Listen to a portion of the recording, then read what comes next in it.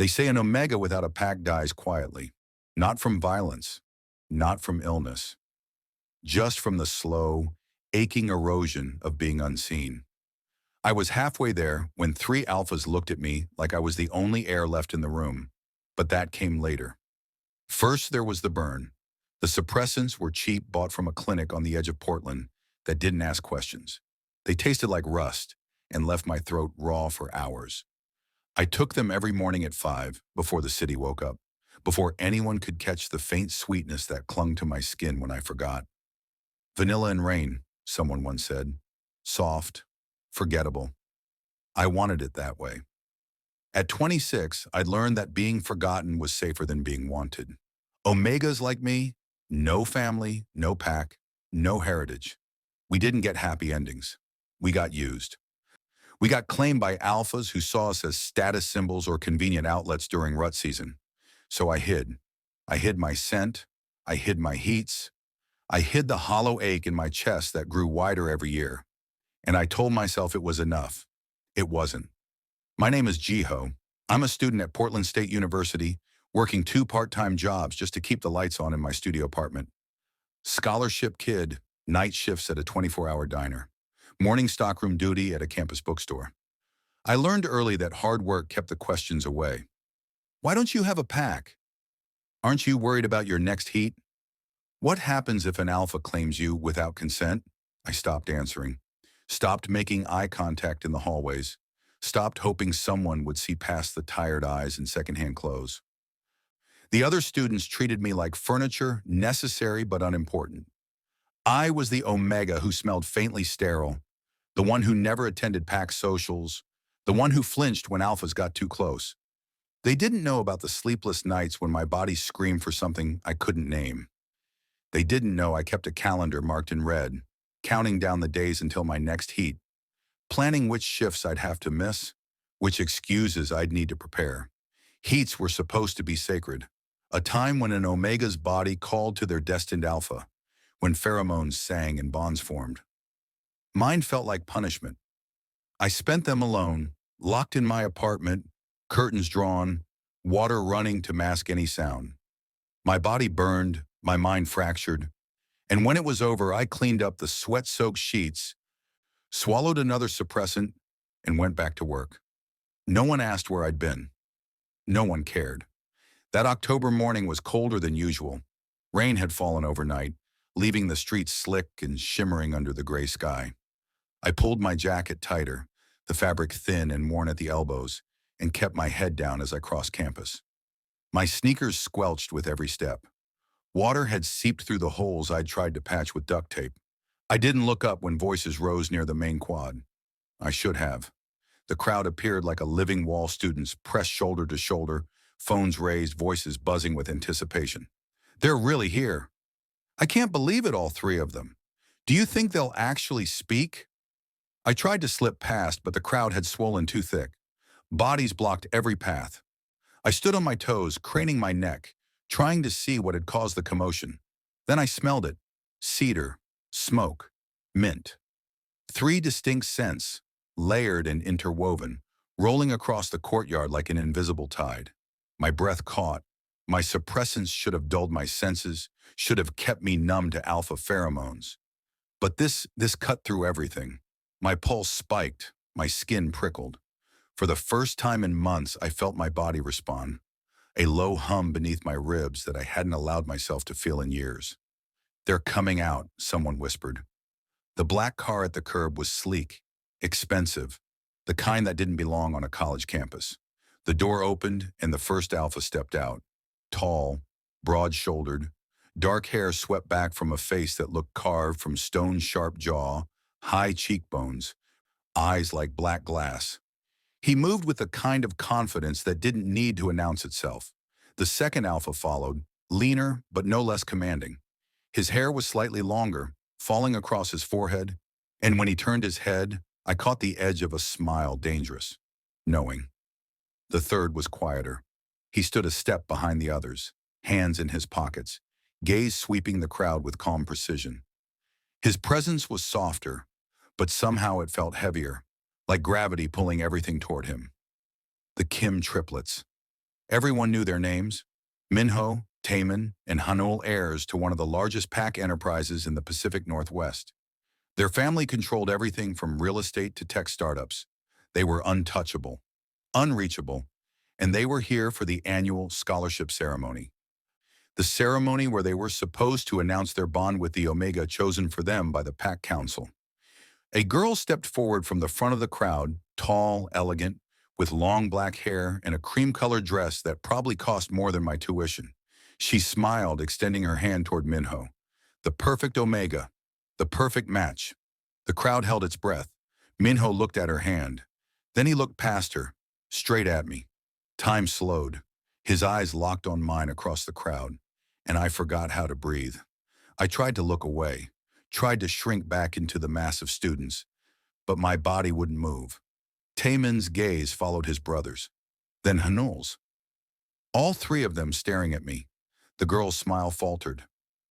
"Alpha Minho," she said softly, her voice trembling. Minho didn't look at her. His jaw tightened. His hands curled into fists at his sides. "No," he said. The word fell like a stone into water, rippling outward in stunned silence. The girl blinked. I don't understand." "We're not accepting this bond," Taemin said, his voice calm but firm. Haneul stepped forward, his tone gentler but no less final.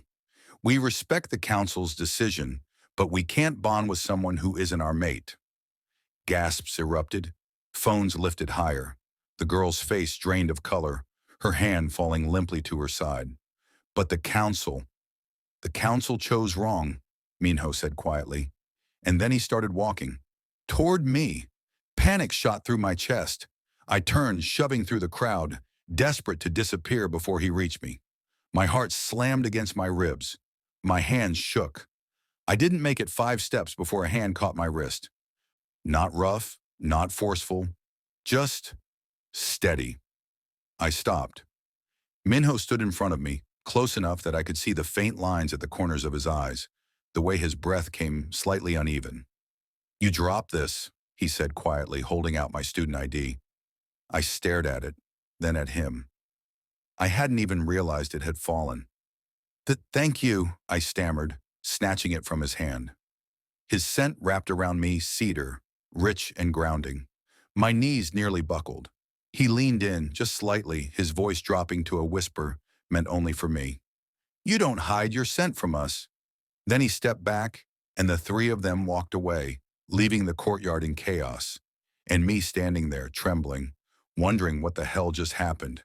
I ran, not gracefully, not strategically. Just ran until my lungs burned and my legs gave out beneath me. I ended up in the library, tucked into a corner on the 4th floor where no one ever went. My back pressed against the cold wall, my hands still shaking as I clutched my ID card. "You don't hide your scent from us." What did that mean? I'd been taking suppressants for years. My scent was barely there, muted, faint, harmless. There was no way they could have recognized me. No way they could have known. Unless... No. I shook my head, pressing my palms against my temples. Scent bonds didn't work like that. They required proximity, time, intention. You couldn't just know someone was your mate by passing them in a crowd. Could you? My phone buzzed. I pulled it out, expecting a spam message or a shift reminder from the diner. Instead, it was a text from an unknown number. "Unknown. You left before we could introduce ourselves properly." My heart stopped. "Unknown. We'd like to fix that."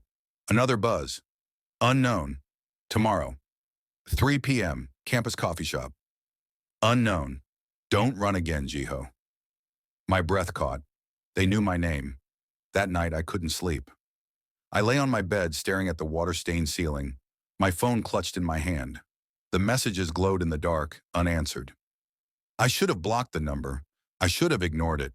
But my chest ached in a way I couldn't explain, a hollow pull that felt like longing and fear tangled together. The suppressant bottle sat on my nightstand, half empty. I reached for it, hesitated. My hands were still shaking.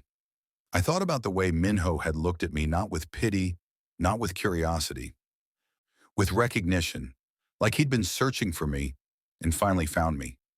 I thought about Taemin's dangerous smile, the way his gaze had lingered just a second too long. I thought about Haneul's quiet intensity, the weight of his presence even from a distance. 3 alphas, 3 scents that had wrapped around me like a second skin, 3 heartbeats I swore I could still feel, even now. I pressed a hand to my chest, trying to calm the frantic rhythm beneath my ribs. This is a mistake. I didn't belong in their world. I was nobody, no pack, no status, no future. Whatever they thought they saw in me, they were wrong. They had to be. But as I finally closed my eyes, exhaustion pulling me under, one thought lingered. What if they weren't? I didn't go to class the next morning. Instead, I spent 3 hours reorganizing the stockroom at the campus bookstore, counting boxes of textbooks I'd already counted twice, scrubbing shelves that were already clean. My manager gave me a strange look, but didn't ask questions. She never did. Work was supposed to distract me. It always had before. But today, my mind kept circling back to the same place, to cedar and smoke and mint, to 3 pairs of eyes that had found me in a crowd of hundreds, to a message that sat unanswered on my phone. 3 p.m. Campus coffee shop. I checked my watch. 2:47 p.m. My shift had ended 20 minutes ago. I could go home. I could pretend I'd never received the message. I could keep hiding, keep surviving, keep telling myself that being alone was safer than being seen. I could, but my feet carried me toward the coffee shop anyway. The autumn air bit through my jacket as I crossed campus. Students rushed past in clusters, laughing, talking, their voices blending into white noise. None of them looked at me. I'd gotten good at being invisible, except to them. The coffee shop sat on the corner of the main quad, all exposed brick and floor-to-ceiling windows. I could see inside from half a block away the usual crowd of students hunched over laptops, the baristas moving behind the counter, the warm glow of Edison bulbs hanging from the ceiling. And in the back corner, 3 figures that didn't belong. They sat at a table near the window, dressed in dark clothes that probably cost more than my entire wardrobe. Even sitting down, they commanded the space around them. Other students kept a respectful distance, stealing glances but not approaching. Minho faced the door. He saw me the moment I stopped on the sidewalk. Our eyes met through the glass. My heart slammed against my ribs. Every instinct screamed at me to run, to turn around and disappear before this went any further. But Minho stood slowly, his gaze never leaving mine, and something in his expression, something quiet and certain, rooted me to the spot. He tilted his head slightly, a silent invitation. I took a breath, then I pushed open the door. The warmth hit me first, the smell of coffee and cinnamon rolls, the soft murmur of conversations. Heads turned as I walked in. Whispers followed. That's him! The one from yesterday. Why would they want him? I kept my eyes down, weaving between tables until I reached theirs. Up close, they were even more overwhelming. Minho's presence was solid, grounding, like standing next to a mountain. Taemin lounged in his chair, one arm draped over the back, his gaze sharp and assessing. Haneul sat quietly, hands folded on the table, watching me with an expression I couldn't read. Jiho, Minho said, and the way he said my name low, careful, like it mattered, made my throat tighten. You came, Taemin added, smiling faintly. I wasn't sure you would. I almost didn't, I admitted, my voice barely above a whisper. Haneul gestured to the empty chair across from them. Sit, please. I hesitated, then sank into the chair, gripping the edge of the table to keep my hands from shaking. The 3 of them surrounded me, not in a threatening way, but in a way that made the rest of the room fade into background noise. For a long moment, no one spoke. Then Minho leaned forward, elbows on the table, his dark eyes steady on mine. You've been taking suppressants. It wasn't a question. My breath caught. How? We can still smell you, Taemin said softly. Faint, but it's there. Vanilla and rain. Haneul's voice was gentler. Suppressants dull the scent, but they can't erase a bond. There is no bond, I said quickly, my pulse spiking. I don't even know you. Not yet, Minho agreed. But you felt it yesterday, when we looked at you. I wanted to deny it. I wanted to tell them they were wrong, that I'd felt nothing, that this was all some mistake, but I couldn't lie. Not when my body still remembered the way their scents had wrapped around me, the way my chest had ached with something I didn't have a name for. Why me? I asked instead, my voice breaking. You rejected someone perfect. Someone your family chose. Why would you want? I gestured at myself, at my worn jacket and frayed jeans. This? Taemin's smile faded. Perfect doesn't mean right. The council chose her because she fit their expectations, Haneul said quietly. Bloodline, status, political advantage. Minho's jaw tightened. We've spent our whole lives being told who we should bond with, how we should behave, what our pact should look like. His gaze locked on mine. And then we caught your scent. My throat closed. It wasn't loud, he continued. It wasn't overwhelming. It was just there, underneath everything else. And for the first time, something felt right. We looked for you, Taemin added. After the ceremony, we searched the entire campus. You ran, Haneul said, a hint of amusement in his tone. You're good at that. Heat flooded my face. I wasn't running. You were terrified, Minho said, not unkindly.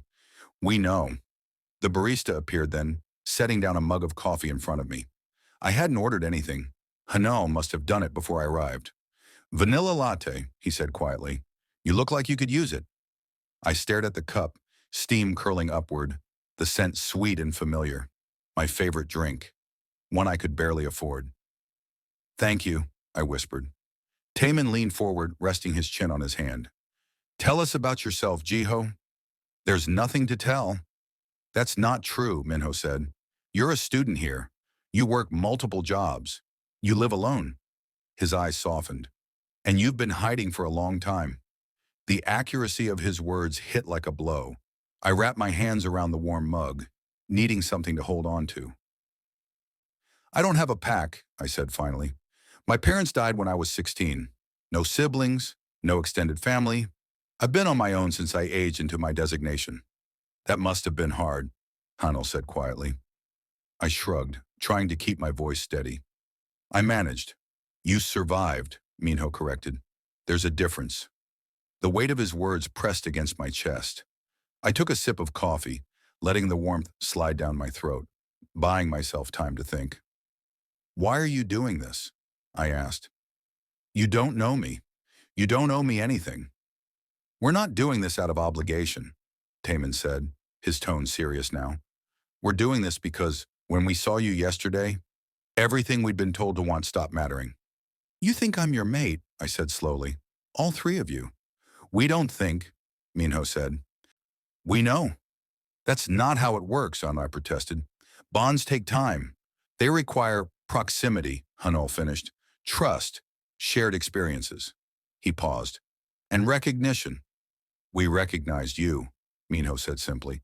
The moment we caught your scent, something in us knew. I shook my head, panic rising in my chest. This is too fast. You can't just decide. We're not deciding for you, Taemin interrupted gently. We're asking you to give us a chance. A chance to what? To know you, Haneul said. To let you know us. To see if what we feel is real, Minho added. And if it is, to build something that isn't dictated by councils or bloodlines or politics. My hands trembled around the mug. I don't know how to do this. Neither do we, Taemin admitted, smiling faintly. But we'd like to figure it out together. The coffee shop noise filtered back in conversations, the hiss of the espresso machine, the clink of cups. Outside, rain had started to fall, soft and steady against the windows. What if I say no, I whispered. Minho's expression didn't change, but something flickered in his eyes, something that looked like pain. Then we respect your choice. We won't force a bond you don't want. But we won't stop hoping you'll change your mind, Taemin added. Haneul leaned forward, his voice quiet but firm. We've waited our whole lives for this, Jiho. For you. We can wait a little longer. The sincerity in their voices, in their eyes, cracked something open inside me. Something I'd kept locked away for so long, I'd forgotten it was there. Hope. Dangerous. Fragile. Terrifying hope. I need time, I said finally. To think.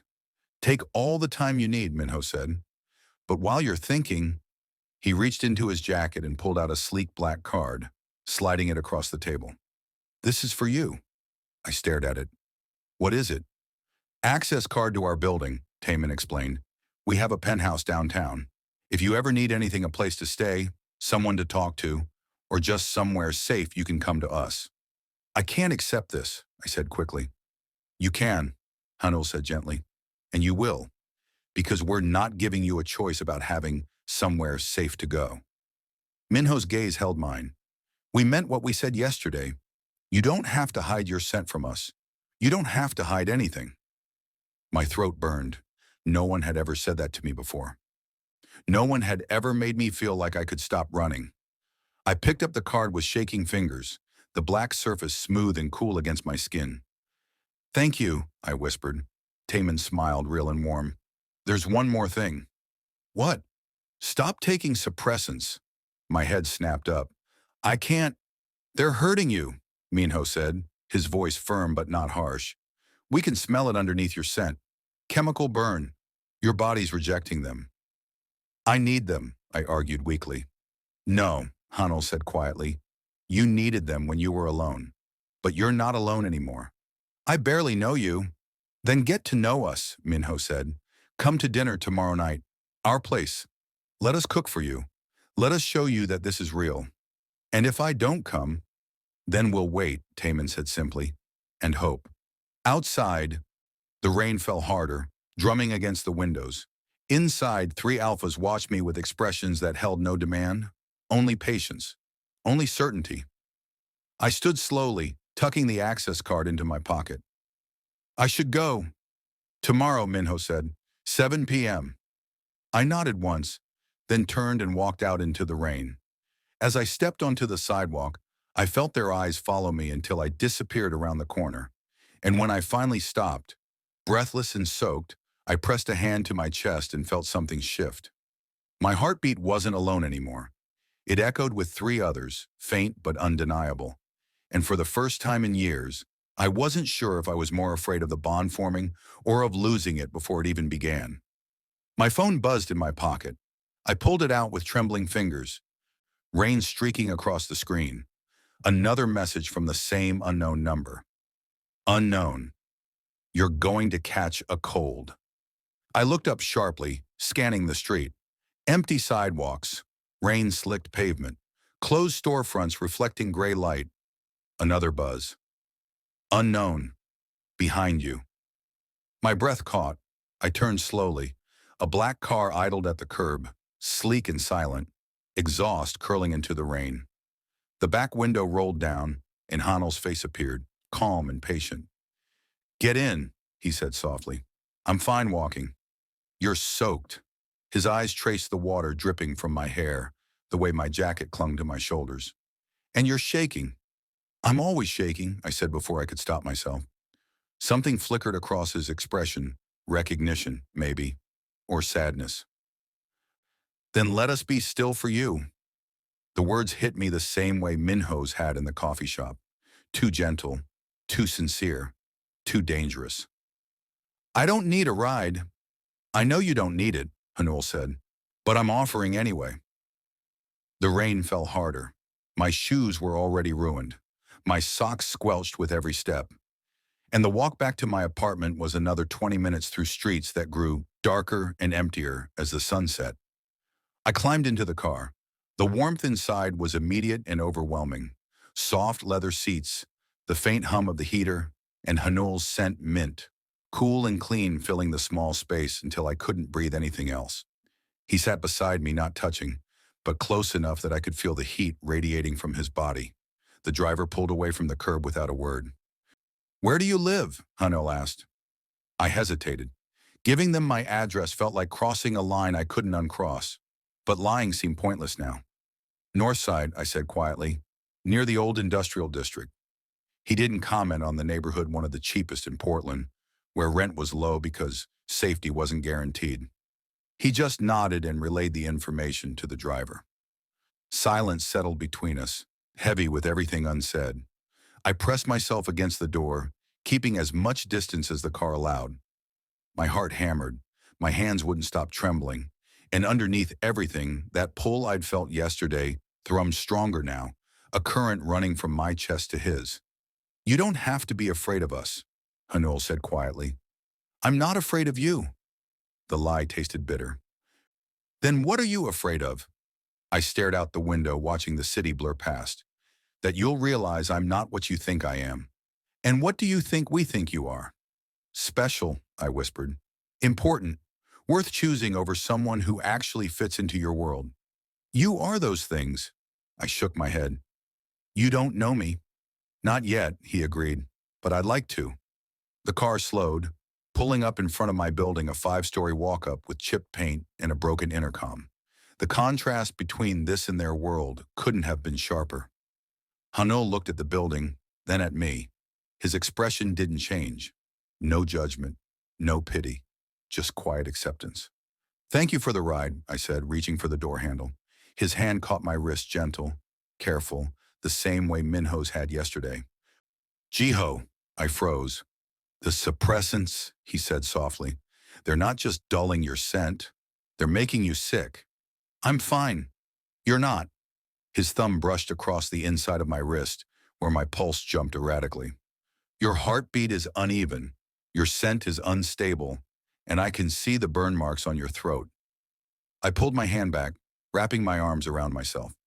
It's none of your business. It became my business the moment we recognized you as ours. I'm not yours. Not yet, he said again, echoing Minho's words. But you could be, if you let yourself. Rain hammered against the roof of the car. I could feel his eyes on me, patient and unwavering. Why do you care? I asked, voice breaking. You have everything. Money, status, a family that built an empire. What could you possibly want from someone like me? Someone like you, he repeated slowly. You mean someone brave enough to survive alone? Someone who works 2 jobs and still shows up to class? Someone whose scent made 3 alphas stop breathing because it felt like coming home? My throat closed. We don't want you despite who you are, Jiho, Haneul said quietly. We want you because of it. I fumbled for the door handle, my vision blurring. I have to go. Tomorrow, he called after me. 7 p.m. Please. I didn't answer. I just ran into the building, taking the stairs 2 at a time, till I reached my 3rd-floor apartment. My hands shook so badly I could barely get the key into the lock. Inside, I collapsed against the door, sliding down until I sat on the floor, gasping for air. The apartment was cold and dark.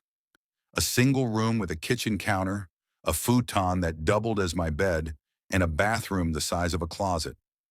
Everything I owned fit into 2 duffel bags. This was my life, and they wanted to bring me into theirs. I pulled out my phone, staring at the messages. Unknown, get some rest. Unknown, and eat something. Please. Another buzz. Unknown. We're not going anywhere, Jiho. Take your time. I dropped the phone onto the floor beside me and pressed my hands against my face. I wanted to believe them. Wanted to believe that 3 alphas who could have anyone in the world had looked at me and seen something worth keeping. But belief required trust, and trust required vulnerability, and vulnerability had only ever brought me pain. I didn't sleep that night. Instead, I lay on my futon, staring at the ceiling. My phone clutched against my chest. Every time I closed my eyes, I saw them: Minho's steady gaze, Taemin's knowing smile, Haneul's quiet certainty. I smelled them too, cedar and smoke and mint, layered so perfectly it felt intentional, like they'd been designed to fit together. And underneath it all, that pull, that ache in my chest that grew stronger every hour I spent away from them. By the time dawn broke, I'd made a decision. I wasn't going to dinner. I couldn't. Because if I went, if I let myself get closer, if I allowed even the smallest crack in the walls I'd built, I wouldn't survive losing them. And I would lose them. Eventually, they'd realize I wasn't enough, that I couldn't give them what they needed, that bonding with someone like me would only drag them down. Better to end it now, before it started. I pulled on my jacket and headed to campus, ignoring the exhaustion dragging at my limbs. My shift at the bookstore started at 7. I could bury myself in work, avoid thinking, avoid feeling, avoid them. But when I walked into the stockroom, Taemin was already there, He leaned against the wall, arms crossed, that dangerous smile playing at his lips. You're early. My heart stopped. What are you doing here? Waiting for you. He pushed off the wall, moving closer. You weren't going to come tonight, were you? I don't know what you're talking about. Liar. His eyes gleamed. You decided last night, probably around 3 a.m., when you finally stopped staring at your phone. Heat flooded my face. Were you watching me? No. His smile faded. But I couldn't sleep either. Knowing you were across the city, afraid of something that should feel safe. You don't know what I'm afraid of. Then tell me. I stepped back, hitting the shelf behind me. I can't do this. Do what? This. I gestured between us. Whatever you think this is, I can't be what you need. Taemin moved closer, slow and deliberate, until he stood an arm's length away. His scent wrapped around me smoke and something darker, almost sweet. And what do you think we need? He asked softly. Someone whole, I whispered. Someone who isn't broken. His expression shifted, something raw flickering across his face. Jiho. I take suppressants because my heats are unbearable, I continued, the words spilling out before I could stop them. I work 2 jobs because I can't afford to eat most days. I live in a building where the locks don't work and the heat barely runs. I have nothing to offer you, nothing you could possibly want. You're wrong. I'm not. You are. He reached out, fingers brushing my cheek so gently I almost didn't feel it. You think we want perfection? We don't. We want you, exactly as you are. My breath hitched. The suppressants hurt you, he said, his voice dropping. We can smell the chemical burn underneath your scent. It's eating away at you. I need them. You needed them when you were alone, he corrected. But you're not alone anymore. You have us, and we will keep you safe during your heats. We'll build you a nest. We'll guard your door. We'll make sure no one touches you without your permission. Tears burned behind my eyes. Why? Because you're ours, he said simply, and we protect what's ours. I'm not, you are. His hand cupped my face, thumb brushing away a tear I didn't know had fallen. You've been ours since the moment we caught your scent. The only question is whether you'll let yourself believe it. I couldn't breathe, couldn't think. His touch was too gentle, his words too certain, his scent too overwhelming. Dinner, he said quietly. Tonight, 7 p.m. Let us prove it. I can't. You can.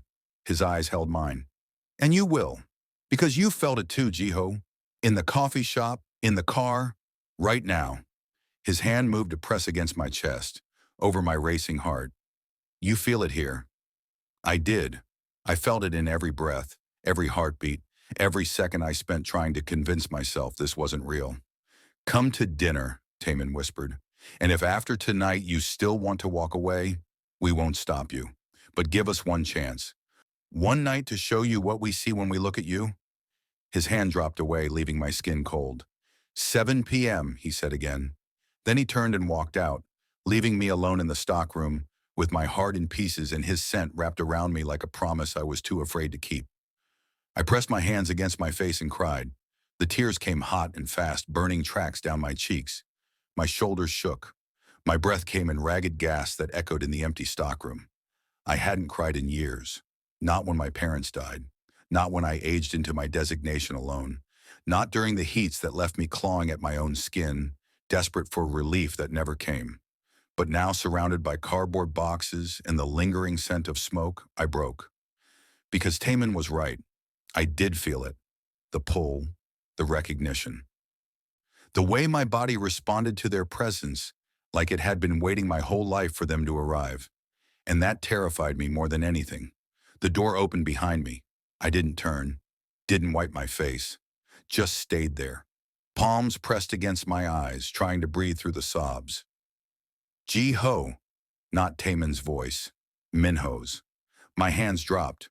I spun around, wiping frantically at my face, but it was too late. He'd already seen. He stood in the doorway, still as stone, his dark eyes locked on mine. He wore a charcoal suit, perfectly tailored, his tie loosened at the throat. He looked like he'd stepped out of a boardroom and directly into my falling apart life. I'm fine, I stammered. No, he said quietly. You're not. He crossed the distance between us in 3 strides. Before I could protest, before I could pull away, he wrapped his arms around me and pulled me against his chest. I went rigid. No one had held me in years. No one had been close enough to try. But Minho didn't let go. His hand came up to cradle the back of my head, pressing my face against his shoulder. His other arm locked around my waist, solid and unyielding. Breathe, he murmured. Just breathe. His scent crashed over me, cedar, rich and grounding, so strong it cut through everything else. My body responded before my mind could catch up. My muscles loosened, my breathing slowed, and suddenly I was gripping his jacket, fists clenched in the fabric, holding on like he was the only thing keeping me tethered to the ground. Taemin told you, I whispered against his shoulder. He did. I didn't mean to. Stop apologizing. His voice rumbled through his chest, steady and calm. You don't owe us explanations. You don't owe us anything. Then why are you here? Because you're crying alone in a stockroom, he said simply, and I won't let that happen again. Fresh tears spilled over. I tried to pull back, but his arms tightened just slightly, not restraining, just anchoring. I can't do this, I said, my voice breaking. I can't be what you need. I'm too. You're exactly what we need, he interrupted gently, and we're going to prove it to you. How? By showing you that you don't have to carry everything alone anymore. He pulled back just enough to look down at me, his hand moving to cup my face. His thumb brushed across my cheekbone, wiping away tears. Come home with me, he said. My breath caught. What? Not for... He paused, choosing his words carefully. Not for a bond. Not for anything you're not ready for. Just come to our home. Let us feed you. Let us show you what it could be like if you stopped running. I have class. Skip it. I can't just... Jiho. His eyes held mine, dark and steady. When's the last time you ate a real meal? I opened my mouth to answer, then closed it. I couldn't remember. When's the last time you slept through the night? Silence. When's the last time someone took care of you? My throat closed. The answer was never. Or so long ago it didn't matter anymore. Come with me, he said again, softer this time. Just for today, just so we can make sure you're okay. I'm okay. You're shaking. His hand moved to my wrist, fingers wrapping around it gently. Your pulse is racing. And you're so pale I can see every vein in your throat. The suppressants are killing you, he finished, slowly, and we're not going to stand by and watch it happen. You can't just, we can. His jaw tightened. And we will, because you matter, Jiho, whether you believe it or not. The conviction in his voice left no room for argument, and the truth was, I was exhausted. Bone deep, soul tired, exhausted. The kind that came from years of carrying everything alone. Just for today, I whispered. Just for today, he agreed. He kept his hand on my wrist as we left the stockroom, his touch light but constant. I didn't protest when he guided me through the back exit, away from the main store where my manager might see. Didn't protest when he opened the door to the same black car that had picked me up yesterday. The driver nodded at Minho but said nothing. Professional, invisible. I climbed into the back seat and Minho slid in beside me. The door closed. The engine purred to life. And suddenly I was being driven away from everything familiar into a world I didn't understand. My phone buzzed. I pulled it out. A message from my manager. Manager. Heard you left early. Everything okay? I typed back quickly. Family emergency. I'll make up the hours. Another lie. But what was I supposed to say? 3 alphas think I'm their mate, and one of them just convinced me to skip class and go to their penthouse. The phone buzzed again. Different number. Unknown. Minho found you. Taemin. I didn't respond. Unknown. Good. You needed him today. My chest tightened. How did he know what I needed? Another buzz. Unknown. We're making lunch. Any allergies? I stared at the message. They were making lunch. For me. Me. No allergies. Unknown. Good. See you soon? I looked up to find Minho watching me, a faint smile tugging at his lips. They're excited, he said. They don't even know me. They know enough. The car wound through downtown Portland, skyscrapers rising on either side, glass and steel reflecting gray sky. We pulled up in front of a building I'd only ever seen from a distance, all dark metal and floor-to-ceiling windows, the kind of place where security asked for ID before letting you through the lobby. The driver stopped at the curb.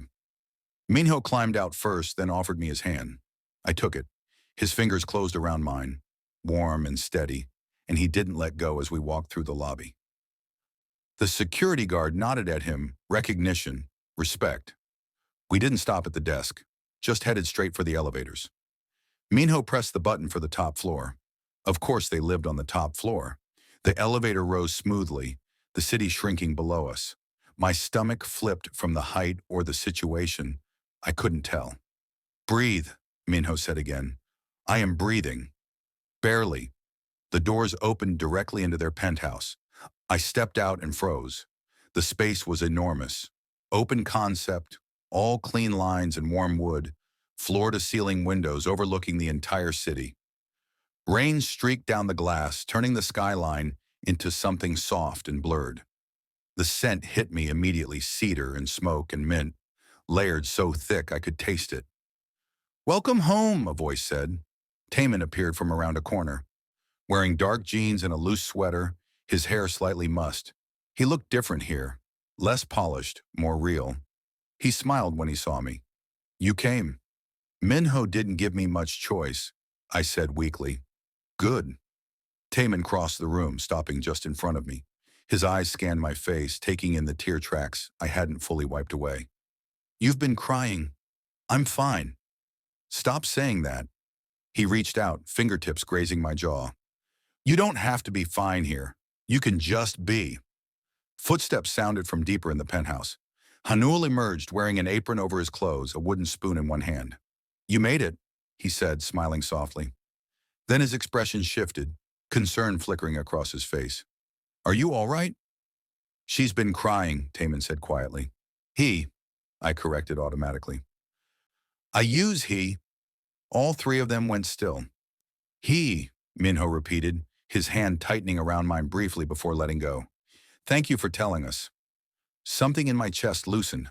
I'd braced for questions, for confusion, for the subtle rejection I'd learned to expect.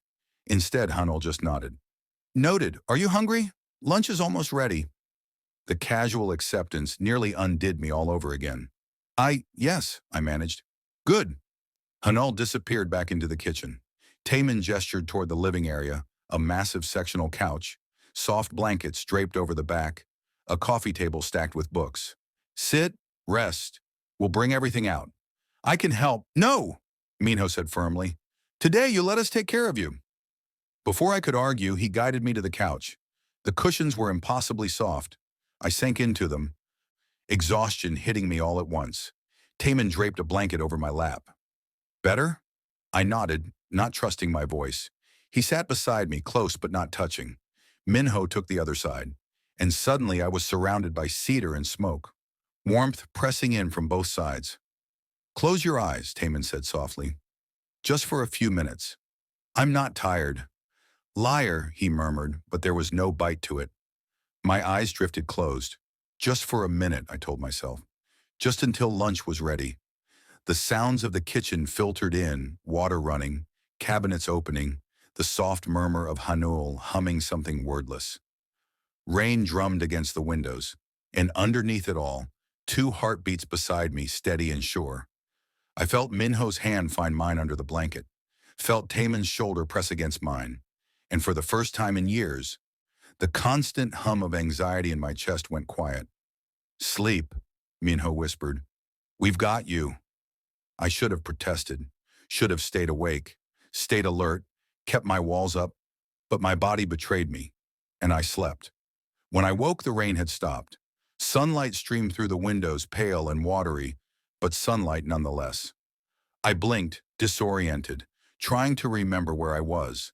The penthouse, the couch, I was lying down.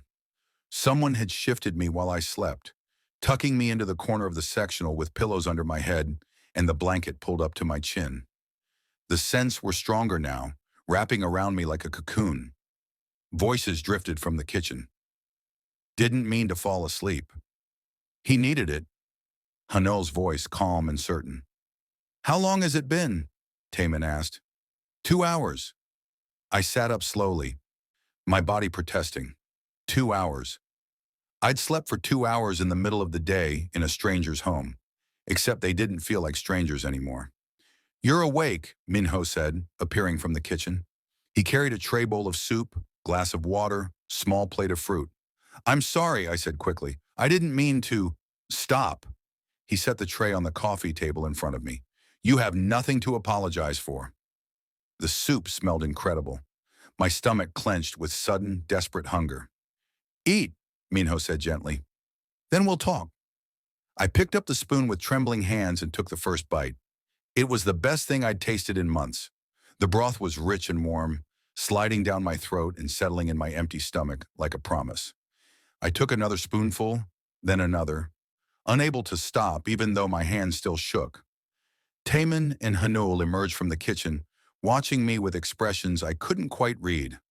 Not pity, something gentler, something that made my chest ache. Slow down, Haneul said softly, sitting on the arm of the couch. It's not going anywhere. I forced myself to pause, spoon halfway to my mouth. Sorry. Don't apologize for being hungry, Taemin said. He settled into the chair across from me, leaning forward with his elbows on his knees. When's the last time you had a meal like this? I stared into the bowl. I don't remember. The silence that followed was heavy. Minho sat beside me, close enough that his warmth pressed against my side. Tell us about yourself, Jiho. There's nothing to tell. That's the second time you've said that, Taemin observed. And it's still not true. I set the spoon down, my appetite vanishing under the weight of their attention. What do you want to know? Everything, Haneul said simply. But we can start small. Where did you grow up? Here, Portland. I pulled the blanket tighter around myself. My parents moved here from Seoul before I was born. They wanted a better life. Did they find it? Minho asked quietly. For a while. The words came slowly, dragged up from places I'd buried deep. My dad worked construction. My mom cleaned houses. They saved everything they could. They wanted me to go to college, to have opportunities they never had. But they're gone now, Haneul said gently. I nodded. Car accident. 10 years ago. I was 16. Taemin's expression softened. I'm sorry. It was quick, I said, voice flat. They didn't suffer. That's what the police told me. Like that was supposed to make it better. Minho's hand found mine under the blanket, fingers threading through mine. I should have pulled away, should have kept that distance. I didn't. What happened after? He asked. Foster care. Briefly. I stared at our joined hands, at the way his fingers dwarfed mine. But I aged into my designation 6 months later, and everything changed. How old were you? Haneul asked. 17. The number tasted bitter. My first heat hit during a school assembly. I didn't know what was happening. No one had explained it to me. My parents never got the chance. Taemin's jaw tightened. You went through your first heat alone? Not exactly. My throat closed around the words. There were alphas there. A lot of them. The temperature in the room seemed to drop. Minho's hand tightened around mine, his scent sharpening cedar, turning dark and protective. Did they? He started, voice low and dangerous. No, I said quickly. The teachers got me out before anything happened. But I heard them. The things they said. The way they... I trailed off, unable to finish. Looked at you, Haneul finished quietly. Like you were prey. I nodded. Taemin stood abruptly, pacing to the window, his hands clenched into fists at his sides. Where was your pack? Your family? I didn't have one. The foster family I was with, they were betas. They didn't understand omega biology, didn't know how to help. I pulled my hand free from Minho's, wrapping my arms around myself. After that day, they asked me to leave. Said it was too dangerous having an unmated omega in the house. They abandoned you, Minho said flatly. They were scared. That's not an excuse. He was right. But I'd spent so long making excuses for everyone who'd walked away that I didn't know how to stop. What did you do? Haneul asked. Found the cheapest apartment I could afford, started taking suppressants, figured out how to survive. I laughed, but it came out hollow. Turns out survival is easier when you make yourself invisible. You've been alone for 10 years, Taemin said, turning from the window. His eyes burned with something fierce and protective. 10 years of heats, 10 years of suppressants, 10 years of pretending you didn't need anyone. I didn't have a choice. You shouldn't have had to make that choice in the first place, Minho said, his voice tight with barely controlled anger. Not at me. For me, the distinction made my eyes burn. The suppressants, Haneul said carefully. How long have you been taking them? Since that first heat. His expression shifted concern, deepening into alarm. Jiho, that's a decade. Suppressants aren't meant to be used for more than a few months at a time. I know. Do you? Taemin moved closer, his gaze intense. Do you know what they're doing to your body? I looked away. I know they hurt sometimes. Sometimes. Minho's hand caught my chin gently, turning my face toward his. Look at me. I did. His eyes were dark and serious, searching mine. Tell me the truth, he said. How bad is it? My throat tightened. The truth was a living thing inside me, clawing to get out. I'd never told anyone. Never had anyone who cared enough to ask. My heats don't stop anymore, I whispered. Not completely. The suppressants just dull them, make them manageable. But I can feel it underneath all the time. This constant ache that never goes away. Haneul swore softly in Korean. And the pain? Minho pressed. Everywhere. The admission broke something open inside me. My throat burns, my stomach cramps. Sometimes I wake up and I can't tell if it's the suppressants or my body trying to reject them. And you kept taking them anyway, Taemin said, his voice rough with emotion. What was I supposed to do? I pulled away from Minho's touch, standing on shaking legs. The blanket fell to the floor. Go through heats alone? Hope that no alpha would break down my door? Hope that I wouldn't get claimed by someone who saw me as property? You were protecting yourself, Haneul said quietly. I was surviving, I corrected. There's a difference. Minho stood too, his presence solid and grounding. You don't have to survive anymore. You don't know that. Yes, he said firmly. I do, because you have us now. For how long? The question ripped out of me before I could stop it. How long before you realize I'm not worth the trouble? That I'm too broken, too damaged, too... Stop! Taemin was in front of me suddenly, his hands on my shoulders. Stop talking about yourself like that. It's true. It's not. His eyes blazed. You survived a decade alone. You put yourself through school. You worked multiple jobs. You endured pain that would have destroyed most people. That's not broken, Jiho. That's strength. Tears burned behind my eyes. I don't feel strong. You don't have to, Haneul said, moving to stand beside Taemin. Not anymore. You can let us be strong for you. I don't know how. Then we'll teach you, Minho said from behind me. Starting with this. He reached past me, picking up the suppressant bottle I'd forgotten was in my jacket pocket. It must have fallen out while I slept. No more, he said quietly, holding the bottle up to the light. These are killing you. Panic spiked through my chest. I need them. You needed them when you were alone, he corrected, echoing what Taemin had said yesterday. But you're not alone anymore. You can't just... We're not taking them away, Haneul interrupted gently. We're asking you to stop. There's a difference. And if I can't? My voice broke. If I stop taking them and my heat comes back full force? Then we'll be here, Taemin said, his hands still steady on my shoulders. We'll build you a nest. We'll guard your door. We'll make sure you're safe and comfortable and never alone. You don't understand. I was shaking now, full body tremors I couldn't control. My heats are different. Wrong. They hurt in ways they're not supposed to. Because of the suppressants, Minho said quietly. Your body has been fighting itself for 10 years. It's going to take time to heal. And if it doesn't heal, I whispered, if this is just who I am now. Haneul stepped closer, his hand coming up to rest against my cheek. Then we figure it out together. But Jiho, you can't keep poisoning yourself. Not for us, not for anyone. I'm scared, I admitted, the words barely audible. We know, Minho said. His hand came to rest on my lower back, steady and grounding. But being scared doesn't mean you're weak. It means you're human. I don't want to be a burden. You're not a burden, Taemin said fiercely. You're our mate, and taking care of you isn't a burden, it's a privilege. The word hung in the air between us. Mate. They'd said it before, but hearing it now, in this moment, felt different, more real, more terrifying. I don't understand why you want me, I said, voice breaking. You could have anyone. Someone whole. Someone who doesn't come with all this damage. We don't want anyone else, Minho said simply. We want you. But why? Because when we caught your scent, something inside us recognized home, Haneul said quietly. Because when we look at you, we don't see damage.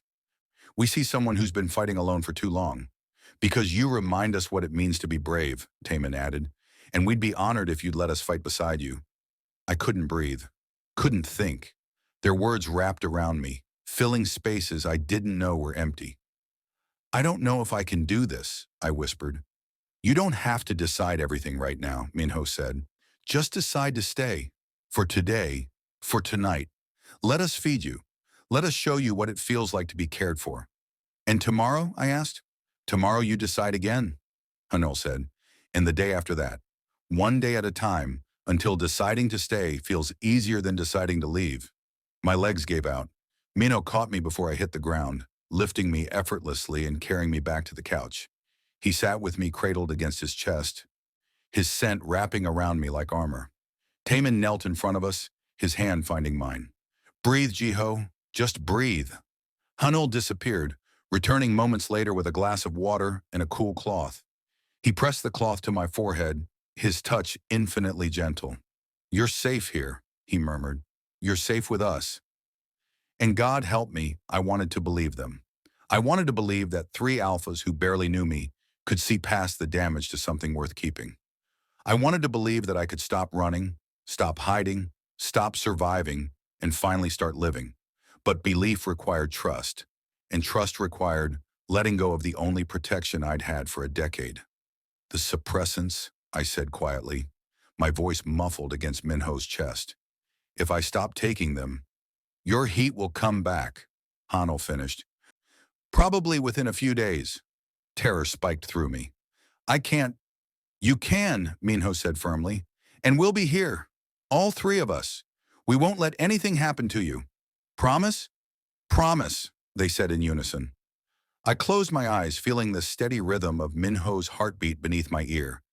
Taemin's hand warm in mine, Haneul's cool cloth against my burning skin. And slowly, painfully, I let myself imagine it. A heat that didn't hurt. A nest built by hands that wanted to care for me. Alphas who stayed not because they had to, but because they chose to. It felt impossible. It felt like hope. Okay, I whispered. Minho's arms tightened around me. Okay? I'll try. My voice was barely audible. I'll try to trust you. That's all we're asking, Haneul said softly. Taemin squeezed my hand. Thank you. I didn't respond. Couldn't. Just pressed closer to Minho's warmth and let exhaustion pull me under again. But this time I wasn't alone. This time I fell asleep surrounded by cedar and smoke and mint, by steady heartbeats and gentle hands, by 3 alphas who'd somehow convinced me that maybe, just maybe, I was worth saving after all. But sleep didn't last. My body jerked awake, pulled from darkness by a wave of heat that rolled through me like fire. My skin burned, my throat closed. Every nerve ending lit up at once, screaming for something I couldn't name. A whimper escaped before I could stop it. Jiho! Minho's voice, low and urgent. His arms were still around me, but now his whole body had gone tense. What's wrong? I couldn't answer, couldn't breathe. The heat built and built, pressure behind my ribs and my stomach, between my legs. My hands clutched at his shirt, fisting the fabric as another wave crashed over me. His scent, Haneul said sharply. It's changing. Already. Taemin moved closer, his hand pressing against my forehead. It's too soon. He just stopped the suppressants. His body's been fighting them for years, Minho said, his voice tight.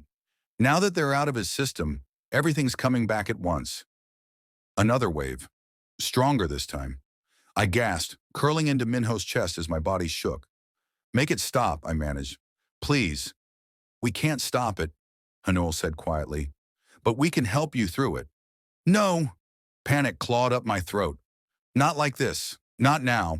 I'm not ready when to breathe, Minho commanded, his hand cupping the back of my neck. Focus on my voice. You're safe. We're not going anywhere. But I wasn't safe. My body was betraying me, heat flooding every cell, breaking down walls I'd spent a decade building. And they were here. 3 alphas. Their scents thick in the air, calling to something primal inside me that I'd tried so hard to suppress. We need to move him, Taemin said. If this is a heat coming on, the nest room, Haneul finished. No, I protested weakly. I should go home. I can handle this alone. You're not going anywhere, Minho said firmly. He stood, lifting me with him like I weighed nothing. And you're sure as hell not going through this alone? My head fell against his shoulder, my body too weak to fight. The heat pulsed in waves now, each one stealing more of my strength, more of my control. He carried me down a hallway I hadn't noticed before, the others following close behind. A door opened. And then the scent hit me first, cedar and smoke and mint, so concentrated it made my head spin. The room was dim, lit only by soft, ambient lighting that glowed warm against dark walls. And in the center, a nest, not like the makeshift piles of blankets I'd made for myself during heats, desperately trying to find comfort. This was real, intentional, a massive circular platform covered in pillows and blankets in shades of cream and gray, soft fabrics that looked like they'd been chosen for texture rather than appearance. We built it after we caught your scent, Haneul said quietly. We didn't know when you'd need it, but we wanted it ready. They'd built this. For me, before they even knew if I'd accept them. Minho lowered me carefully onto the nest, and the second my body touched the blankets, something inside me cracked open. The fabric was soft, so impossibly soft, and it smelled like them, like safety, like home, like everything I'd been denied. I curled into it instinctively, pulling a blanket against my chest. Good, Minho murmured. That's good. Let your body remember what it's supposed to feel like. Another wave of heat rolled through me, and I whimpered again, my hands clutching at the blanket. It hurts, I gasped. Why does it hurt so much? Because you've been suppressing it for too long, Haneul said, kneeling beside the nest. Your body doesn't know how to process a natural heat anymore. It's going to be intense until it relearns. I can't. My back arched as another wave hit, stronger than before. Please, tell us what you need, Taemin said, his voice strained. He stood at the edge of the nest, hands clenched at his sides like he was physically restraining himself from reaching for me. I don't know. Tears burned down my cheeks. Everything hurts. I'm too hot. I broke off, the words dying in my throat because I knew what I needed and I couldn't say it. Say it, Minho commanded softly. Whatever it is, tell us.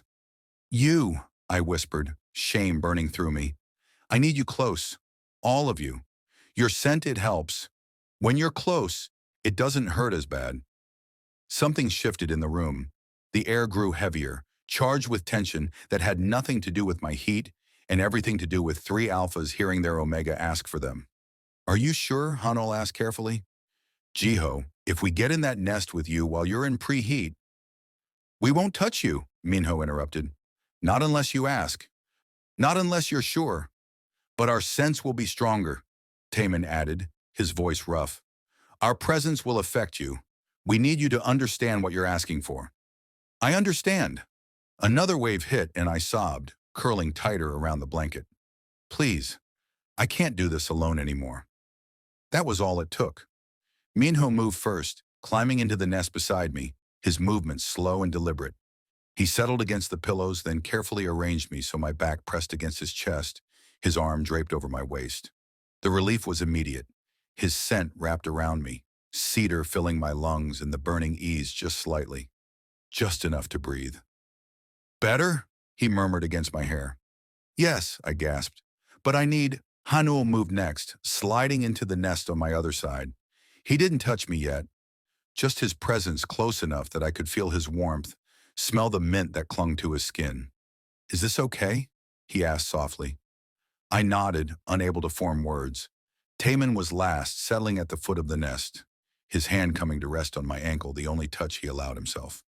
The smoke of his scent curled around the others, completing something that had felt fractured, and suddenly I could breathe. The heat was still there, still building, but it didn't feel like drowning anymore. It felt manageable, bearable. Talk to me, Minho said quietly, his breath warm against my ear. Tell me what you're feeling. Safe, I whispered. For the first time during a heat, I feel safe. His arm tightened around me slightly. Good. Hold on to that feeling.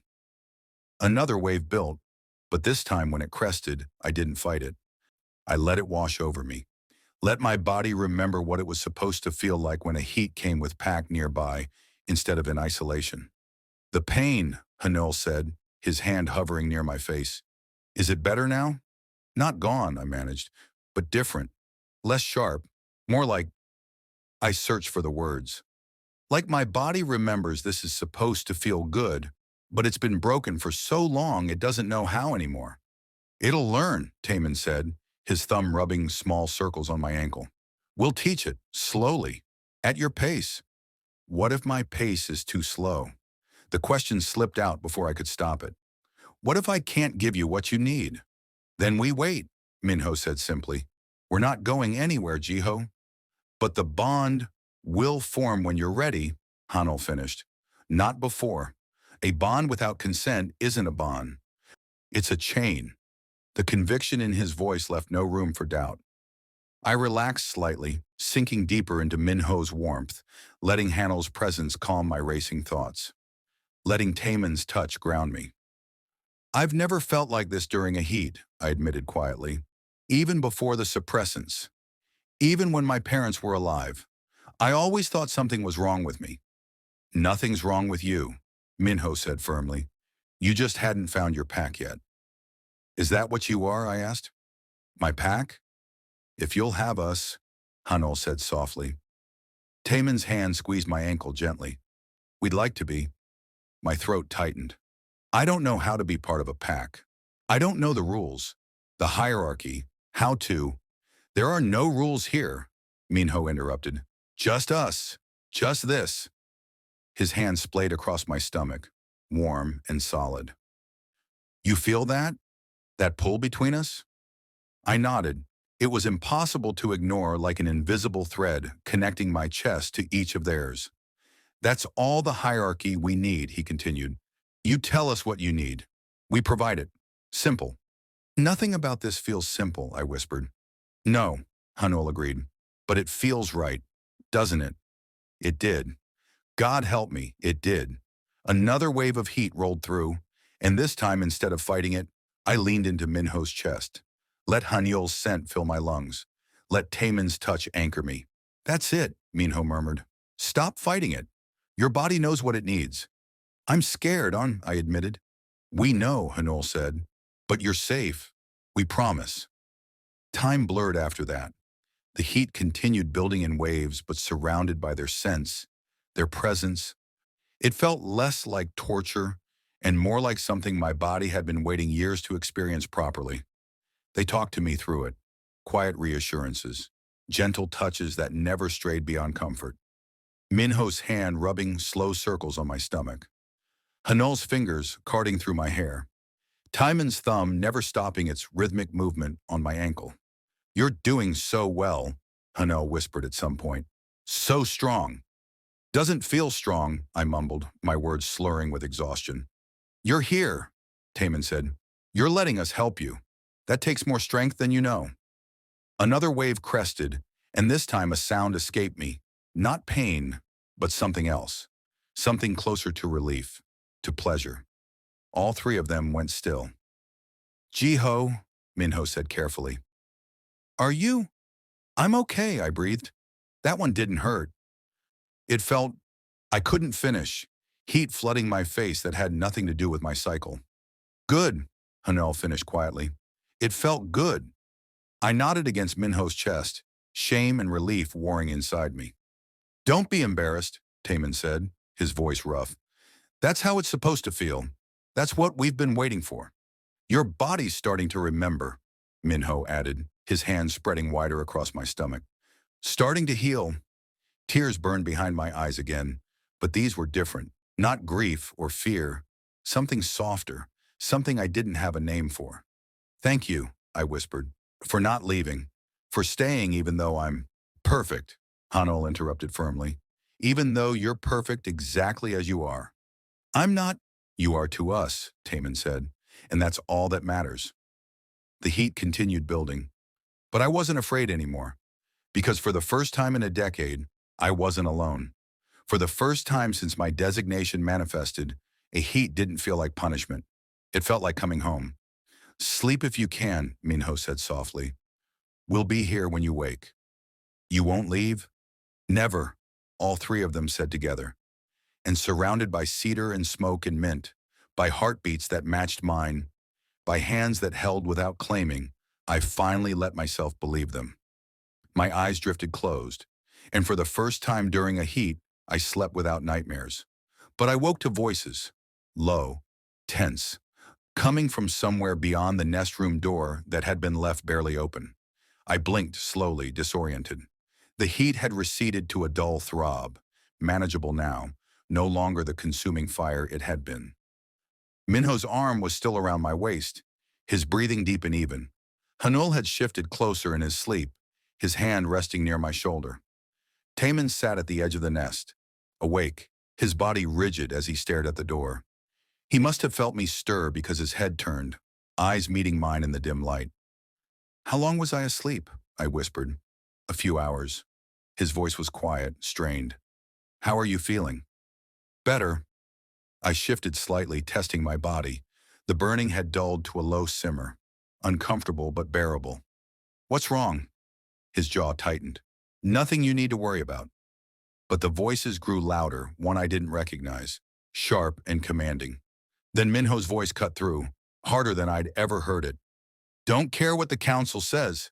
This isn't their decision. My stomach dropped. Taemin, I said, trying to sit up. Who's here? Stay down, he said quickly, his hand pressing gently against my shoulder. You need to rest. Your heat isn't over. Who is it? I insisted. He hesitated, conflict warring across his face. Then he sighed. Our father. The words hit like ice water. Their father. The head of the Kim pack. The man who controlled one of the most powerful families in the Pacific Northwest. And he was here. He knows about me, I said quietly. Not a question. Someone told him. Taemin's hands clenched into fists. Probably someone from the university who saw us together. Or someone at the ceremony who couldn't keep their mouth shut. Another voice rose from the other room, older, deeper, carrying the weight of absolute authority. You rejected the Omega the council chose. You caused a public scandal. And now you bring home some nobody. Watch your mouth. Minho's voice was deadly quiet. Without bloodline, without pack, without anything to offer this family except complications. My chest tightened. Every word confirmed what I'd known all along. What I'd tried to tell them. I didn't belong here. I need to go, I said, trying to push past Taemin. No. He caught my wrist. Jiho, wait. He's right. My voice cracked. I'm nobody. I'm just causing problems for you. For all of you. That's not true. It is. I pulled free, my body protesting the movement, but adrenaline overriding the discomfort. You rejected someone perfect for me, someone your family chose, and now your father is here because I've ruined everything. You haven't ruined anything, Taemin said fiercely. He doesn't get to decide who we bond with. But he does, doesn't he? I looked at him, really looked at him. He controls your family, your future, everything you've built, and I'm just, our mate, he interrupted. You're our mate. Nothing else matters. Everything else matters. I stood on shaking legs, wrapping a blanket around myself. I heard what he said. I'm nobody, no bloodline, no pack, nothing to offer. That's not. The door opened. Minho stood in the doorway, his expression carved from stone. Behind him I could see movement, Haneul blocking someone's path, his usually gentle demeanor replaced with something cold and immovable. Jiho, Minho said quietly, go back to the nest. No, I moved toward him. If he's here because of me, You should be resting, he interrupted. Your heat. I don't care about my heat. My voice rose despite myself. I care that your father is here calling me nobody, that I've caused a scandal, that you rejected someone because of me, and now your family is. Our family will adapt, Minho said firmly. This isn't your fault. Yes, it is. Tears burned behind my eyes. Everything I touch breaks. Everyone who gets close to me leaves, and now I'm going to ruin your lives too. Stop. He crossed the distance between us in 2 strides, his hands cupping my face. Listen to me. You are not nobody, you are not a mistake, and you are not going to ruin our lives. But your father, my father doesn't control us anymore, he said, his voice hard. We're not children. We're not chess pieces in his political games. And we're not giving you up. You should. The words broke on the way out. You should let me go before this gets worse. It's not getting worse, Haneul said from the doorway. He'd moved closer, his face flushed with barely controlled anger. Father is leaving. I'm not going anywhere until I see this Omega, the older voice boomed from the living room. The one my sons have lost their minds over. Minho's jaw clenched. Don't. But I was already moving past him, blanket clutched around my shoulders, bare feet silent on the hardwood floor. If I was going to destroy their lives, the least I could do was face the man who'd built them. The living room felt enormous suddenly. All those windows that had seemed beautiful before now felt exposed, vulnerable, and standing in the center, taking up space like he owned it because he probably did, was a man who could only be their father. He was tall, broader than any of them, his hair silver at the temples, but still thick and dark. His suit was impeccable. His presence commanded the room effortlessly, and his eyes, when they landed on me, were cold. So, he said slowly, this is what my sons threw away a political alliance for. A scholarship student who smells like cheap suppressants and looks half dead. The words landed like physical blows. I wanted to run, wanted to disappear, wanted to be anywhere but here, standing in a borrowed blanket while this man dissected everything I hated about myself. Father? Minho's voice was ice. Leave, now. I will not. His eyes never left me. Not until I understand what spell you've cast over my sons. He hasn't cast anything, Haneul said, stepping beside me. We chose him. You chose wrong. The older man's lip curled. Look at him. No family, no pack, no prospects. What could he possibly offer you besides complications? Everything that matters, Taemin said, moving to my other side. Everything your political matches never could. Love? Their father laughed, the sound bitter. Love doesn't build empires. Strategic alliances do. Bloodlines do. Not, he gestured dismissively at me. Whatever this is. Something inside me cracked. All the progress I'd made, all the tentative trust I'd built, all the hope I'd dared to feel it shattered under the weight of his contempt. Because he was right. I was nobody. I had nothing to offer. And I was going to drag them down with me. You're right, I said quietly. Everyone froze. Jiho Minho started. No! I pulled away from them, taking a step back. He's right. I don't have a family. I don't have a pack. I don't have anything that makes me worthy of bonding with you. That's not true, Haneul said desperately. It is. I looked at each of them, memorizing their faces. I was lying to myself, thinking I could fit into your world, that I could be what you needed, but I can't. You are what we need, Taemin said fiercely. No, my voice broke. I'm what you think you need, but eventually you'll realize your father is right, that I'm just a burden, a complication, someone who's only going to hold you back. That's not, I'm leaving, I said, cutting Minho off. The words hung in the air, final and devastating. You can't, Haneul said, his voice cracking. Your heat is manageable now. I'll go home. Take more suppressants. Handle it the way I always have. I moved toward the hallway where my clothes still lay discarded. Alone. Minho caught my arm. Don't do this. I have to. I couldn't look at him. If I looked at him, I'd break. Before I hurt you more than I already have. You're not hurting us, he said desperately. He is. Don't let him win. This isn't about winning. I pulled free, my voice hollow. This is about accepting reality.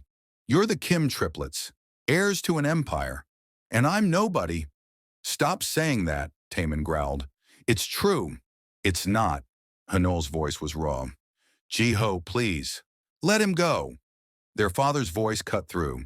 If he doesn't have the strength to fight for what he wants, then he was never worthy of my sons in the first place. The words were designed to hurt, to prove I was weak, and they worked. I gathered my clothes with shaking hands, not bothering to change, just clutching them against my chest as I moved toward the door. Jiho! Minho's voice was broken in a way I'd never heard. Please, don't leave like this. I stopped, hand on the doorknob, but I didn't turn around. I'm sorry, I whispered. I'm so sorry I made you think I could be enough. Then I opened the door and walked out. The elevator ride down felt endless. My whole body shook from the heat, from heartbreak, from the crushing weight of knowing I was walking away from the only people who'd ever made me feel like I mattered. But their father was right. I wasn't strong enough, wasn't worthy enough, wasn't anything enough. The lobby was empty. The street outside was dark, rain falling in steady sheets.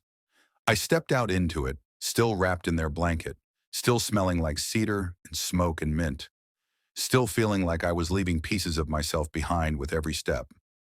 My phone buzzed. Minho. Don't do this. Haneul. Please come back. Taemin. We're not giving up on you. I turned the phone off. Then I walked into the rain and let it wash away everything, their scents, their warmth, the illusion that I could ever be anything more than what I was. Alone. The walk back to my apartment felt longer than it should have. Every step was agony, my body protesting the interrupted heat, my heart breaking with each block I put between us. But I kept walking, because this was what I deserved. This was my reality. And I couldn't let them sacrifice everything they'd built for someone who would only ever be a burden. When I finally reached my building, I climbed the stairs on shaking legs, unlocked my door with fumbling fingers, collapsed inside. The apartment was exactly as I'd left it. Cold, empty, silent, home. I pulled the blanket tighter around myself, the blanket from their nest that still smelled like them, and sank to the floor. And finally, surrounded by everything familiar and nothing comforting, I let myself shatter completely. I cried until my throat was raw, until my chest ached, until there was nothing left inside me except hollow emptiness. They'd be better off without me. Their father would approve of someone else, someone worthy, someone who could stand beside them without shame, someone who wasn't me. My phone buzzed again, and again, and again. But I couldn't look at it, couldn't read their messages, couldn't hear their voices, couldn't let myself hope that maybe, just maybe, they actually meant it when they said I was enough. Because hope was dangerous, and I'd already lost too much to risk losing them too.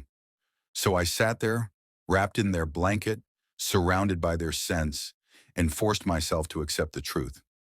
I was alone. I'd always been alone, and I always would be. Outside, the rain continued falling, washing away everything except the ache in my chest that felt like it would never heal. A knock at the door. Sharp. Insistent. My heart lurched. I pressed deeper into the corner, pulling the blanket over my head like it could make me invisible. Jiho, Minho's voice muffled through the door. I know you're in there. I didn't move. Didn't breathe. Another knock, harder this time. Open the door. Go away, I called out, my voice wrecked. No! Please. The word broke. Just leave me alone. Silence.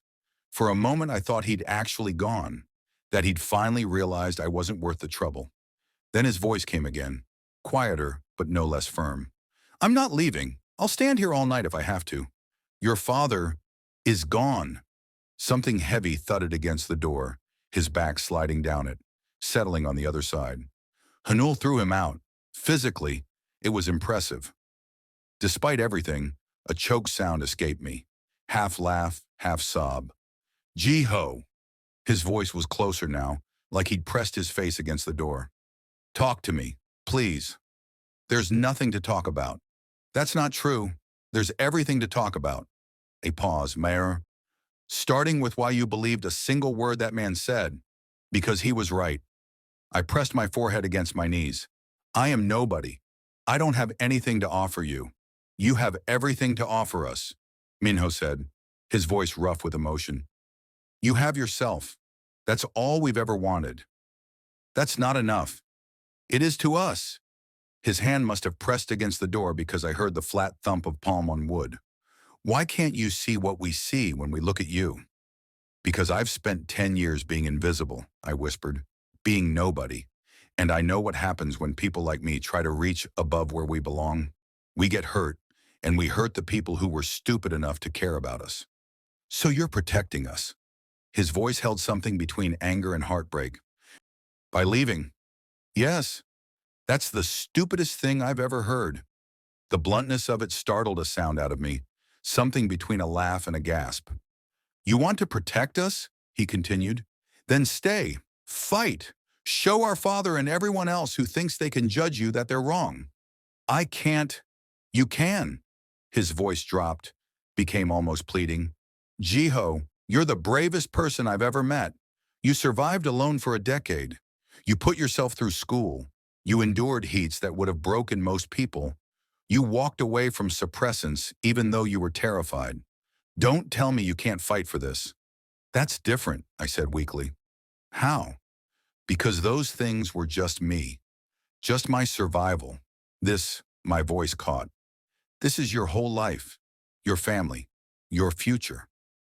I can't be the reason you lose everything. You won't be. He was quiet for a moment, and when he spoke again, his voice was softer. Can I tell you something?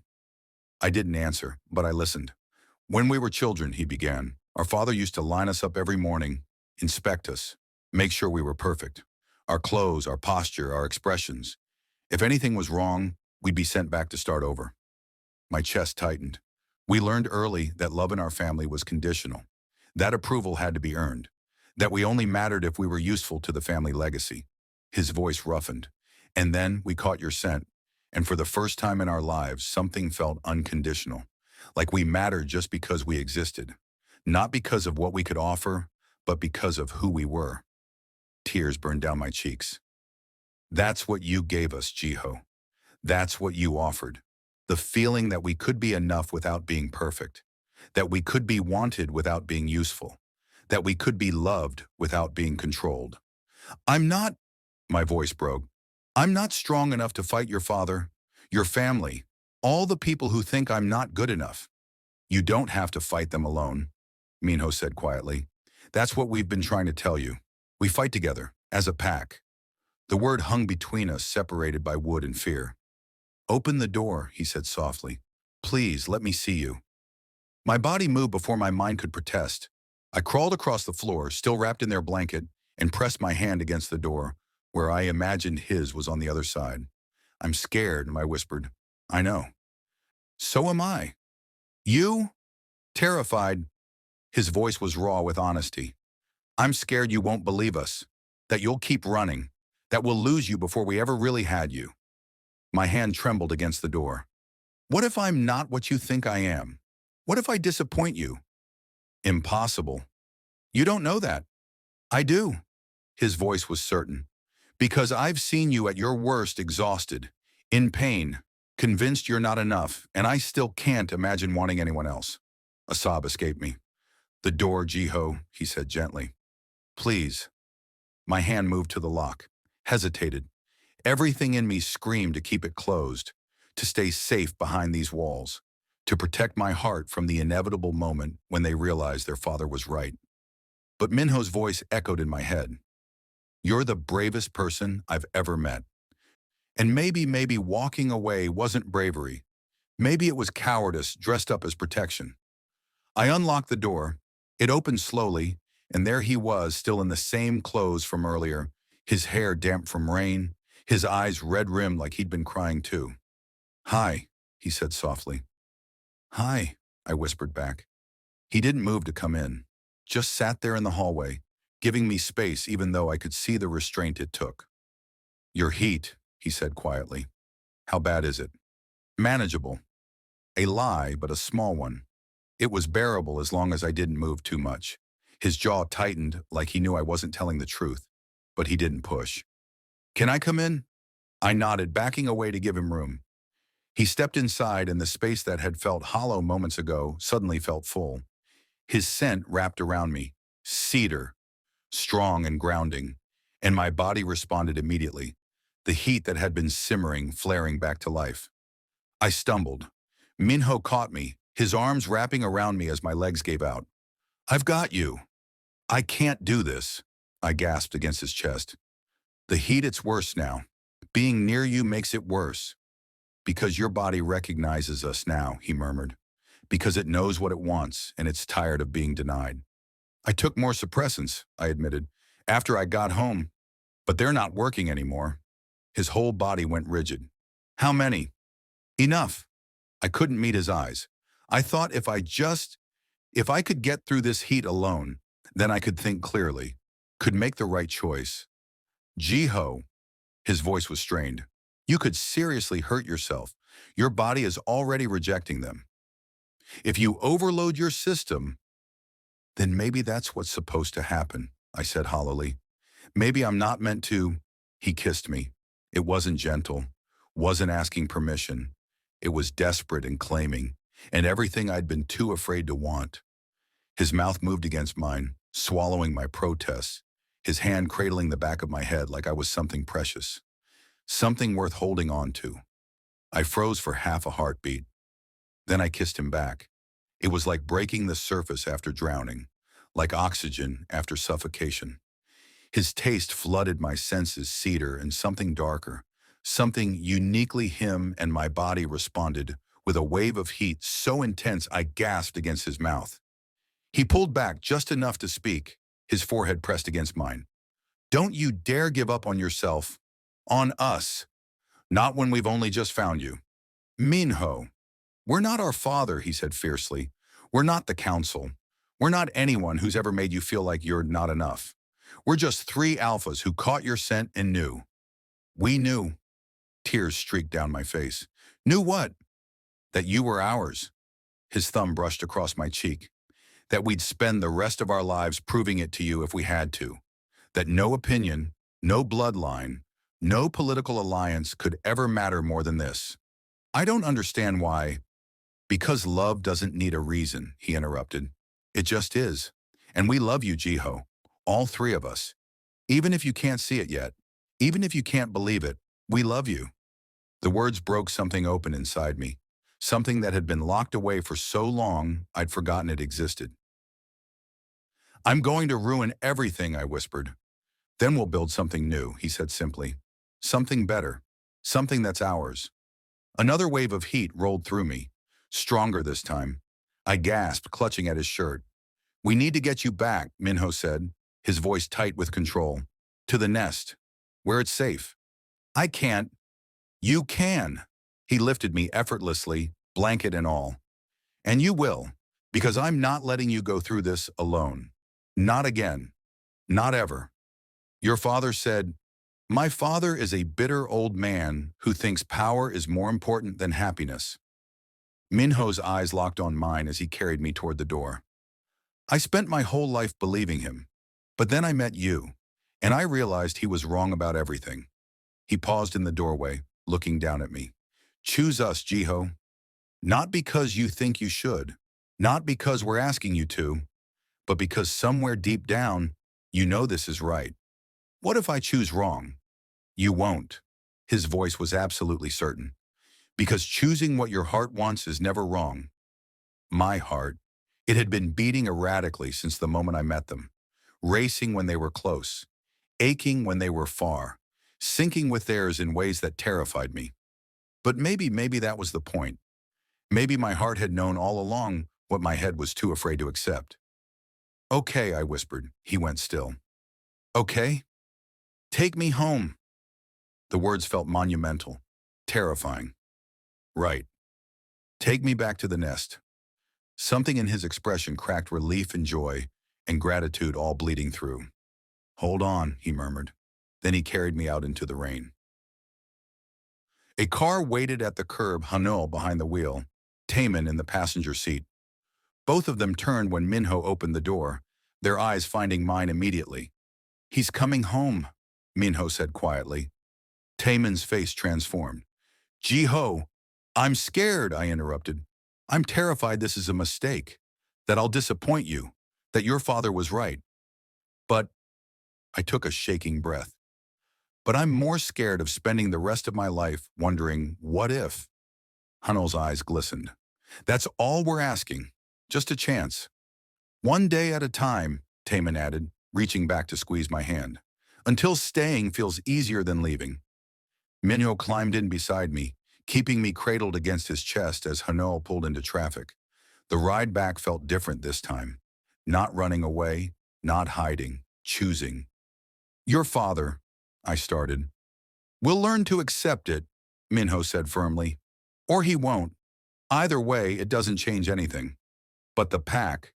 We are the pack," Taemin said, turning to look at me. "The four of us. Everything else is just noise." "What about the council? The alliance you rejected?" "Politics," Haneul said dismissively. "They'll find another alliance. We won't find another you." The certainty in their voices left no room for doubt. And slowly, painfully, I let myself believe them. When we pulled up to their building, the rain had stopped. The city glistened under streetlights, reflections dancing on wet pavement. Minho carried me inside, past the security guard who didn't even blink, into the elevator that rose smoothly toward the penthouse. Toward home. The nest room door was still open. The blankets and pillows still arranged exactly as I'd left them, except there were more now. New blankets in softer fabrics, more pillows. And in the center, 3 shirts, one from each of them, their scents soaked deep into the fabric. "We added to it," Haneul said quietly, "after you left, hoping you'd come back." Minho lowered me carefully into the nest, and the moment my body touched those blankets, surrounded by their scents, something inside me settled. This was right. Terrifying and impossible and right. Taemin climbed in on one side, Haneul on the other, Minho behind me, his arms wrapping around my waist. "We're not going to bond you tonight," Minho murmured against my ear. "Not until you're ready, not until you ask. But we're going to take care of you through this heat," Taemin added. "We're going to show you what it feels like to be safe, to be wanted, to be ours. And then," Haneul said softly, "when you're thinking clearly again, you can decide. Stay or go. We'll respect whatever you choose. But know this," Minho said, his voice dropping to a whisper. "We're never giving up on you. Even if you walk away 100 times, we'll be here, waiting, hoping, loving you." The heat built again, but this time I didn't fight it. This time I let it come. And surrounded by cedar and smoke and mint, by hands that held without claiming, by hearts that beat in sync with mine, I finally let myself break. Not from pain, from relief, from hope, from the terrifying, beautiful realization that maybe, just maybe, I'd finally found where I belonged. The heat came in waves now, each one stronger than the last, but different than before. Not painful, not desperate, just consuming. My body knew what it wanted, knew who it wanted, and for the first time in my life, I wasn't afraid to ask for it. "Minho," I breathed, turning in his arms. His eyes met mine, dark and searching. "What do you need?" "You." The word came easier than I expected. "All of you. I need—" I broke off as another wave hit, my back arching. "I can't do this halfway anymore. Pretending I don't feel it. Pretending this isn't real." Taemin's hand found my face, turning me toward him. "Are you sure?" "Jiho, once we bond, it's forever," I finished. "I know." I looked at each of them in turn. Taemin's fierce protectiveness, Haneul's gentle certainty, Minho's unwavering strength. "I want forever. With you. All of you." "Your heat," Haneul said carefully. "You're not thinking clearly. I'm thinking clearer than I ever have." I sat up despite my body's protests, needing them to see the truth in my eyes. For 10 years, I've been half alive, surviving but not living. You make me want to live. You make me believe I deserve to. Minho's hand cupped my face. You do deserve it. Then prove it, I whispered. Bond with me. Make me yours. Make this real. The air in the nest shifted, became heavier, charged with something primal and inevitable. If we do this, Minho said quietly, there's no going back. Our father, the council, anyone who tries to come between us, will fight them. Together. I'm done running, I said. I'm done hiding. I choose this. I choose you. Something in all three of them broke loose restraint, giving way to certainty, hesitation melting into purpose. Taemin kissed me first, slower than Minho's desperate claiming earlier, but no less intense. His taste was smoke and something sweet, his hands threading through my hair as he tilted my head back. When he pulled away, Haneul was there, his kiss softer but deeper, mint flooding my senses until I couldn't breathe anything else. And then Minho, his mouth finding mine, with the kind of hunger that made my whole body ignite. They took turns kissing me, touching me, mapping every inch of my skin with reverent hands. But it wasn't claiming, it was worshiping, like they'd been waiting their whole lives for permission to show me exactly how they saw me. Beautiful, Haneul murmured against my throat. Perfect, Taemin breathed against my shoulder. Ours, Minho growled, his teeth grazing the curve where my neck met my collarbone. The bonding gland. My body knew what was coming. My heart raced, anticipation and fear tangling together. It'll hurt, Minho warned softly, just for a moment. I know. And once it's done, I'll be yours, I finished. And you'll be mine. That's what I want. He studied my face for a long moment, searching for any doubt. Finding none. Together, he said, looking at his brothers, we do this together. They shifted positions, Minho behind me, supporting my weight. Taemin on my left, Haneul on my right. 3 pairs of teeth finding their places on my throat. 3 mouths hovering over the glands that would bind us forever. On 3, Minho murmured. 1. My breath hitched. 2. Their scents wrapped around me so thick I could taste them. 3. They bit down simultaneously. Pain exploded through me, sharp and bright and overwhelming. I gasped, my body going rigid, every nerve ending lighting up at once. But the pain lasted only a heartbeat. Then came the bond.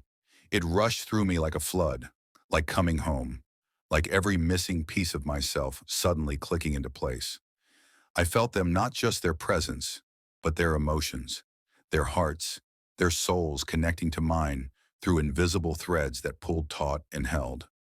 Minho's fierce protectiveness, his need to keep me safe, his absolute certainty that I was worth everything. Taemin's passionate devotion, his determination to fight anyone who tried to hurt me, his joy at finally finding something real.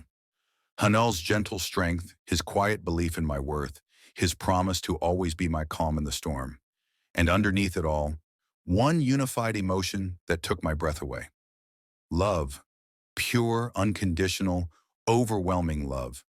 They released my throat, their tongues soothing the marks they'd made, and I felt it, the bond settling into place, weaving us together until I couldn't tell where I ended and they began. Jiho, Minho breathed against my ear. Can you feel it? Yes.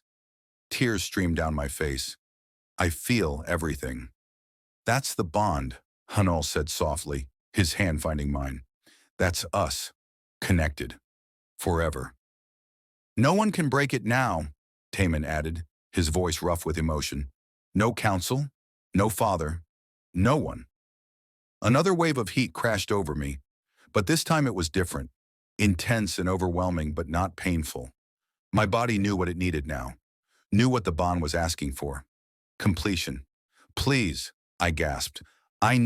We know, Minho said, his voice strained. We feel it too.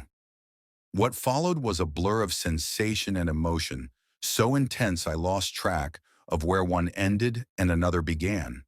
They were gentle but thorough, working together to bring me pleasure I'd never imagined possible.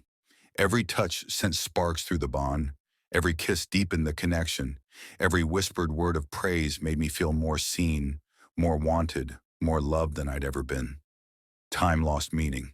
The heat built and crested and built again, and through it all, the bond held strong, a living thing, connecting our hearts, our souls, our futures. When it finally broke, when the pleasure peaked and shattered me completely, I felt it echo through all three of them. Their satisfaction at finally giving me what I needed. Their joy at feeling me surrender. Their love wrapping around me like armor. I collapsed against Minho's chest, completely spent, my body humming with contentment. "Sleep," he murmured, his hand stroking through my hair. "We've got you." "Forever," Taemin added, pressing a kiss to my shoulder. "Always," Haneul finished, pulling a blanket over all of us. And surrounded by my pack, my mates, my family, I let sleep pull me under. But just before darkness took me, I felt it. A flutter, deep in my abdomen, so faint I almost missed it. My eyes flew open. "Jiho," Haneul's voice concerned. "What's wrong?" I I pressed a hand to my stomach, feeling for it again. I felt something. Minho went still behind me. "What kind of something?" The flutter came again, stronger this time. Unmistakable. "Oh my God," I whispered. Taemin sat up, his eyes wide. "Jiho, what?" "I think," my voice broke. "I think I'm pregnant." The words hung in the air, impossible and perfect and terrifying. All three of them froze. "That's not possible," Haneul said slowly. "We just bonded. Conception doesn't happen that fast." "Unless it already happened," Minho said quietly. "Before, when his heat started at our place, when we were in the nest together." Memory flooded back the intensity of those hours, the way my body had responded to their presence, the heat that had felt different from any before it. "But we didn't," Taemin started. "We didn't have to," I said, my hand still pressed to my stomach. "Omega biology doesn't work like that. Just being near you during a heat, scenting you, the beginning of a bond forming." I looked up at them, shock and wonder warring in my chest. "It was enough. A pup," Haneul breathed. "You're carrying our pup."